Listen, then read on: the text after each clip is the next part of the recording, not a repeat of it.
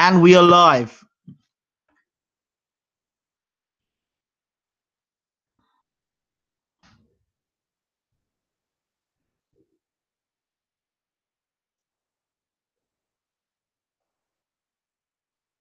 Hi, hold on. And we're live. Good morning, good afternoon, good evening. Welcome to BWTM Sports. We have with us the new IBF super middleweight champion of the world, Caleb Truax. Caleb, how are you? Good, man. Good to be with you. Yeah, it's good to be back. Good to have you back. Well, new IBF champion of the world. How do you feel? I feel good, man. I feel good, man. Feel real good. You feel good? You mean like James Brown good or Caleb Truax good? I feel like James Brown good. Okay, so let's talk. Let's talk about, obviously, I didn't get to connect with you the week that you landed. Obviously, let's talk about, I asked you about the jet lag and landing and being in the UK. Talked about your experience being in the UK, how you were treated before, obviously, the big fight. Everybody was real good. The people were real nice, and we had a nice hotel. I had a little difficulty adjusting to the sleep schedule because back home we're 6 hours behind, so my sleep schedule was a little bit messed up. But as far as jet lag went, I wasn't feeling tired or anything like that going into the fight, and just had to kind of get sleep while I could. I wasn't going to sleep till like 4 o'clock in the morning, but I was able to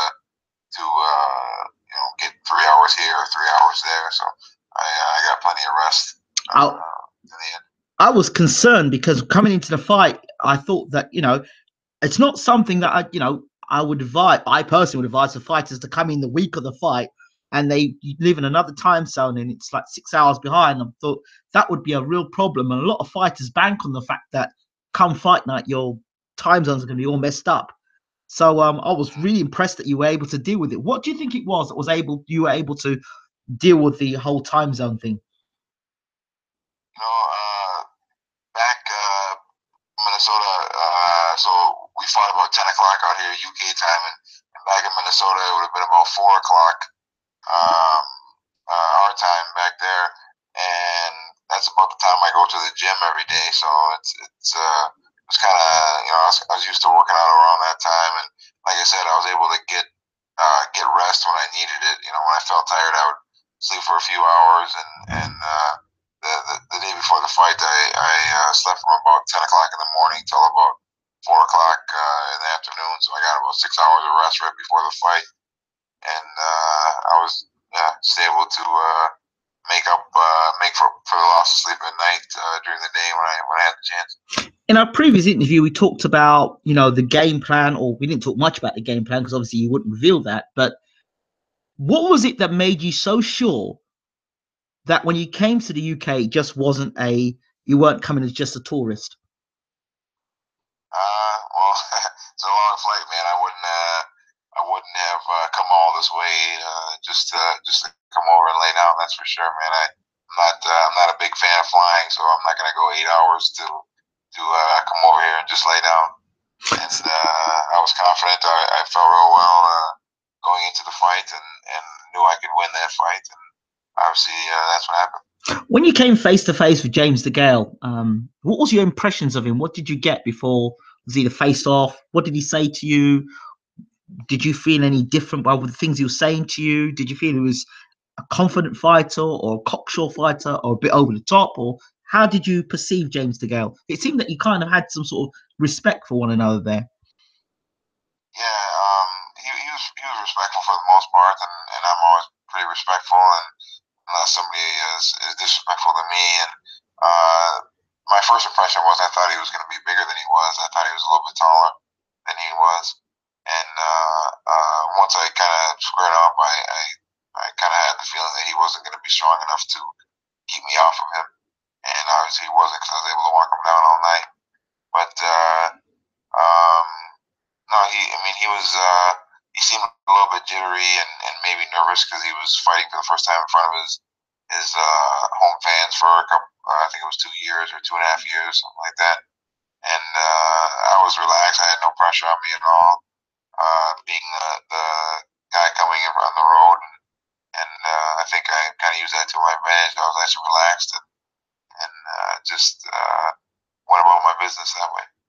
One of the things I talked about, because I commentated live on the fight, one of the things I spoke about coming into this fight was the fact that you had performances in the past that probably didn't live up to the expectation that was made of you back then. And I said I compared your career to a similar middleweight we have in the UK called Liam Cameron. It was actually fought super middleweight, and he had opportunities in the past. He didn't quite grab them. And then he recently fought for the Commonwealth title against the champion Sam Sheedy, and he put it together that one night, and he became champion. And I kind of looked at yourself and I said, you know what? If this guy puts it together on this one night, he's fought Taylor, he's fought Durrell, he's fought Jacobs, he's been with Darnell Boone. If this guy puts it together and he backs James Degale up and he puts the pressure on us, you know, he could win this fight. He could win this fight. And people are like, no, you know, James Degale has got more skill and blah, blah, blah, blah, blah. So the possibilities were there. But then when first round came out and you put it on him, second round, you came out and put it on him, third round, you came out and put it on him, fourth round, I'm like, what's going on here? What was going through your mind as you were coming out every round and just literally landing punches at will? I thought he would offer a little bit more resistance back and try to keep me from walking him down, but I was just able to stay in his chest all night and keep him backing up and keep him on the ropes, and that was my game plan going in. We kind of drew up the plans based on the Badu Jack fight with Degale, and saw that he didn't like pressure and didn't like body shots, and that's what the strategy was, is to get to his body early and back him up all night, and I was able to do that, and he wasn't able to stop me.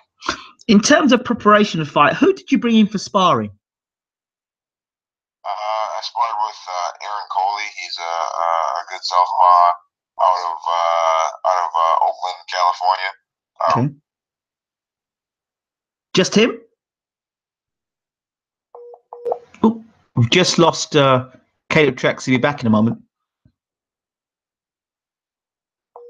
This is what happens when you become IBF champion. You're in demand by everybody. So we'll just wait for Caleb to get back to us.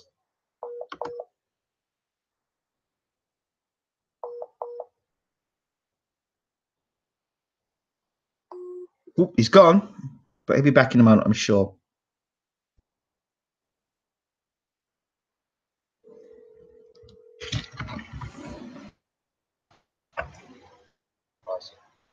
Hello? I lost you there. You did, but I got you back. Right, cool. Okay. So we were talking about the sparring part. You mentioned one guy, Coley.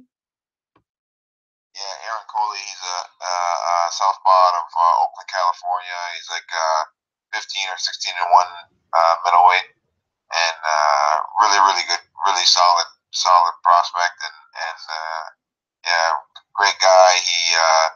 He was able to provide me a lot of insight on like what southpaws like to do, and just a lot of strategy that he was able to cue me in on, and also I spar with a couple of local guys in Minnesota, and between the three of them, they were able to give me some really solid rounds. In the first couple of rounds, I mean, you're an experienced pro. Did you sense anything in Degale that he was either injured or something wasn't working right, or that would lead you to believe that this was easier than you expected, or did you believe it was just your hard work that was getting you into the position that you were in? I didn't think he was injured or anything like that, but after the first round, especially into the second round, he was backing up, like I said, without offering any resistance, and once I was able to back him up to the ropes and keep him on the ropes, it was just he was just kind of fair game. I kept on coming forward, and he wasn't really jabbing to keep me off. He wasn't doing much of anything but loading up on a left hand and trying to hurt me with the left hand, and I mean I could see it coming, and he landed a few of them, but it wasn't going to hurt me. So. Those left hands that did land, what's Degale's power like? I mean, compared to the fighters you fought in the middleweight division before, and of course, Darnell Boone is a supreme puncher. So, I mean, he's a different case altogether. But how was Degale's punch power? I mean, he had power. He stopped me in my tracks a couple times, but he never hurt me. There was a couple of them that buzzed me, hit me on top of the head with like some overhand lefts, but nothing where I was ever in trouble. He's definitely not a bigger puncher as Danny Jacobs, that's for sure. He doesn't punch as so he doesn't punch as hard as Danny Jacobs. No, not even close. No. Wow, that's interesting news. Jermaine Taylor. Taylor never really hit me with too much, so it's hard to compare with Taylor, but like I said, he had some pop, but nothing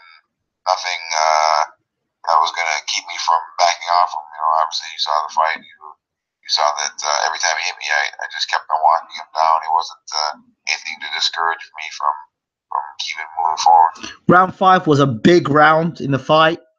It looked like you were on the verge of stopping Degale and being the first man to actually stop James Degale. What did he say to you when? And I saw one point he beckoned you on. I think you may have busted his nose. At a point you hit him with a jarring right hand. Talk to us about the 5th round. Yeah, I hit him with a good combination. I think like uppercut, right hand, and then left hook to the body, and then another uppercut and another right hand over the top. And he showed the resolve of a champion because I had him hurt, man, and usually most guys will go down with those shots that I hit him with because I hit him with some really really solid uppercuts.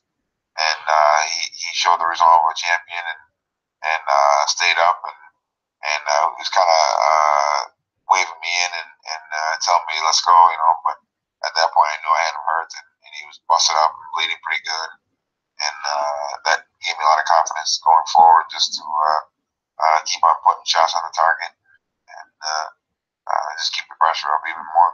One of the terms used in boxing, we hear it floated around a lot, educated pressure. What does that mean to Caleb Truax?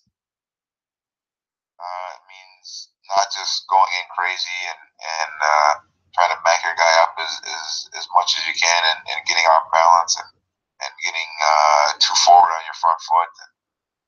What I was able to do is just keep him backing up the whole time and still stay back and throw quality punches and get punches on target without getting off balance and just hurt him to the body and just basically just do what I wanted. You might not want to hear this, but on one of the scorecards that was on the visuals on the television, at one point the fight was a draw, and that was even up to round 5. The fight was, I mean, 5 for 6. The fight was dead even. I didn't see it personally. Did you have any concerns going into the 12th round that you were going to get robbed on the scorecards? You know, I have confidence in the judges here in the UK because UK they have a great boxing culture. But after that first scorecard was even, I got kind of nervous. But once they announced the second scorecard was 115 to 112, and the only way they can come to that conclusion is if there's a 10-8 round. So I figured there was no way that he got a 10-8 round. So I figured they must have given me the 10-8 round in the 5th round. So I figured I had it after that. Okay, so the announcement's made, and the new IBF super middleweight champion of the world. When that's said, say it again, man. Say it again. And the new IBF super middleweight champion of the world, Caleb Truax. What does that make you feel like? Oh man, saw what happened, man. I just dropped to my knees and all my guys were jumping around in joy and just pure joy, man. That's all I can describe it. I said that it was a very emotional, actually, for the channel as well, because I said your win actually was very inspirational, because it's like in life we get opportunities and we may have missed out the opportunities or not really seize the opportunities in the way we really should have done. And I said that, you know, through all the interviews, there's a kind of like a reoccurring pattern that I'm noticing, that people maybe not seizing the opportunity in the beginning, but in the end they seize the opportunity and take the opportunity and go on to be champion. And it was amazing to see you actually seizing that opportunity, being a champion, and talking to you previously and hearing the background story to you, and then seeing you become champion. It was like seeing something manifest right in front of your own face, and it was I have to say, it was very inspirational. What now happens with you? There's talk from James Degale. There was no rematch clause. Is this true? We kind of had like a verbal agreement, but there was nothing in the contract. And I'm willing to give him a rematch if they pay me. You know, now I'm the champion, and now I kind of get to call the shots. I took this shot on short money, so they're gonna have to give me some good money to come back here and fight him again. That's for sure. But like I said in a couple of the interviews I did all week, he was talking about. He wasn't even focused on me. He was focused on what fights were next, or what big stadium fights against Groves or Eubank or Benavidez, and basically those opportunities are mine now. I took those opportunities from him, and so now I got kind of have the upper hand in negotiations, and I get to choose who I get to fight with the work of my team. Now, are you an Al Heyman fighter? Yeah, absolutely. So now, obviously, Al is your advisor, correct? Yeah. Have you spoken to Al yet since you've become champion? No, I was talking to Brandon Watson after the fight. Yes. And spoke to him a little bit about the options, and we'll probably talk next week about what's next, or what kind of map out the future plan. For yourself, you've got to have an eye on the super middleweight division now in terms of the Super 8. Does Caleb Truax, do you think that you feature in that, in your opinion, or would you prefer and face maybe the winner of that in a unification bout, or you prefer to look at maybe a return with Degale? Which would you really be more interesting for you? To be honest, man, like whatever's the best opportunity for me financially, and whatever makes the most sense, I'm all for it, man. I'm 34. I don't want to be in the sport too much longer. I want to be successful. I want to make some money and just defend my title and take whatever challenges are presented in front of me. Now, I want to make sure you're not misinterpreted here, because there are people in media very quick to misinterpret what you say. So you're very clear about what you're saying. When you say that you want to make them, you want to secure your future and all the rest of it, and your legacy, and you want to make money, that isn't equal to I want to find the biggest fight I can get and cash out. What does that mean to Caleb Truax? It means I want to take fights that I feel confident in. I mean, I feel confident against anybody in the middleweight or super middleweight division, whatever, you know. But I just want to make the fights that make the most sense for me, and my promoter, Tony Gargalco from Seconds Out, Warriors Promotions, and Al Heyman will kind of map out a plan to see what makes the most sense for me. And all I do is punch people in the face, man. I just go in there and fight. So in terms of fights that are coming up in the super middleweight division, Eubank versus Groves, and Callum Smith versus Jürgen Bremer, how much does that play in your mind, or is it just it's happening, and if it's an option, it's an option? Well, at this point, I mean, I would love to face the winner of the Super 6 tournament if it's not too far out. I'm not sure what the timeline is for that. Mm-hmm. But I think what Groves and Eubank, I think they fight pretty soon. Yes. Am I wrong? Yep, you're right. Yeah. So if the final of that tournament is not too far out, I'd love to face the winner of that in a unification bout, or just, you know, like I said, whatever opportunity is best, and whatever opportunity presents itself, I'll make myself ready for it, and be ready to defend my belt. Benavidez, obviously, Degale was talking about fighting him, and ironically now it could be you that could face Benavidez next. Is Benavidez somebody you'd look at? Yeah, absolutely, man. And like I said, I'm not gonna shy away from anybody. I'm here to fight. I've always been open to any fight in my career, and whatever they think is best for me, and whatever makes the most sense, and whatever makes me some money, I'll be down to mix it up. And I talked about Rob Brandt because he's from that part of the world where you're at as well. Would that be a fight you would take on? I think Rob's gonna move back down the middleweight from what I hear. But me and Rob, we get along well, and we spar together many times. And if the fight, were ever to materialize, then so be it. But I think we're on different paths for the most part right now. But yeah, it'd be kind of like a big Minnesota fight. So if that fight ever came to, then yeah. But in the meantime, I'm just gonna cheer him on at middleweight. I'm sure he cheers me on at super middleweight. So now, obviously, you don't have to pay your student loan back because it's something that you've done and dusted up. Where do you go now as IBF champion? Okay, we know that there'll be a defense you'll have to make, but what are you going to do in terms of when you go back to your town? What are you going to do? And is it going to be a parade? Are you going to get on a bus and parade? What are you going to do for your community? How does it affect you in terms of your community? What are you going to do with that belt as champion? I'm just gonna go ice fishing when I get home, man. That's it. I'm gonna go back, go ice fishing, and drink a couple pints, and celebrate Christmas with my family. Yes. And go from there, man. Hopefully, we'll probably have a bunch of media opportunities in the Twin Cities because they always look after their athletes in Minneapolis and St. Paul. So I imagine I'll be doing a bunch of media stuff, but I'm just gonna chill for a couple weeks, and after the holidays, I'll get back to training and focus on what's next. And now that you've realized your dream, I mean, a lot of people thought, had high hopes of you. You've now got the monkey off the back. You're now world champion. What does that feel now for you that you've got the monkey off the back? You are now world champion, and all those people that believed in you have now had their faith restored.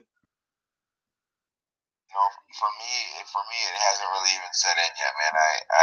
It will do. Obviously, I realize that I'm world champion, but it just hasn't set in yet for me. And I imagine once I get that belt, then it'll probably set in more. But man, all the people that supported me throughout my whole career, they've always been there, and got nothing but love for all of Team Truax, and they always showed me love. And I couldn't be happier with the support I get. Finally, how soon do you want to be back in the ring? As soon as possible, man. Like I said, I'm 34.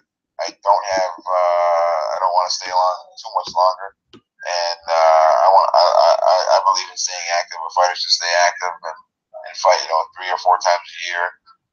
So ideally for me, maybe March or April or something like that. Okay. I'm gonna take a couple weeks off here and get back to training in January. So maybe March or April would be perfect for me. Fantastic. We've got a few people in the room that just want to wish you congratulations. Rika Hakkinen fan says, congratulations, Caleb. Thank you. Keep calm and box on says, yeah, a big congratulations and the new to keep calm and box on. And the new. And the new. And Carl McDowell says, you boxed really well. So, like I said before, brother, welcome once again to the family.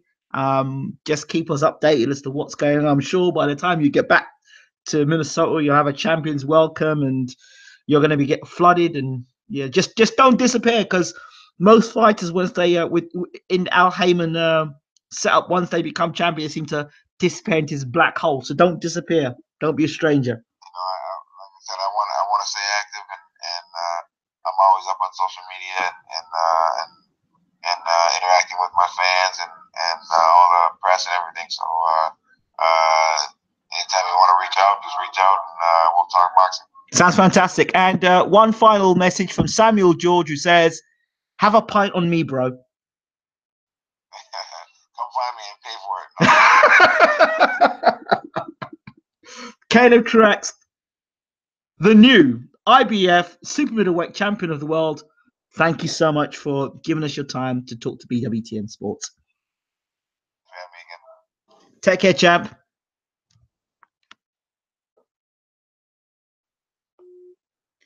So there you have it, live and exclusive. The new IBF super middleweight champion of the world, Caleb Truax, live and exclusive on BWTM Sports. R.I.P. JD.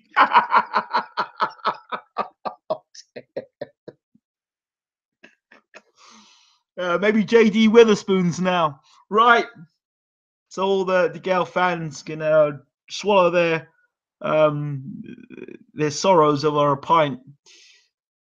James Degale, the former champion, we'll see what happens with him. But it's going to be interesting times with Caleb Truax. This has been BWTM Sports. Don't forget to rate, subscribe, leave your comments. Don't forget, check out also our interview with Dave Higgins, the promoter of Joseph Parker. Check out the interview with Abel Sanchez, the trainer of Golovkin and Gassiev. And also check out the interview with Tunde Ajayi. So check that out as well. I'll be back. I think there's talk about Hughie Fury versus Dillian White. I'll definitely come back and do a video on that. If you haven't subscribed already, hit the subscribe button. Thank you all so much, and I'll see you soon. Bye.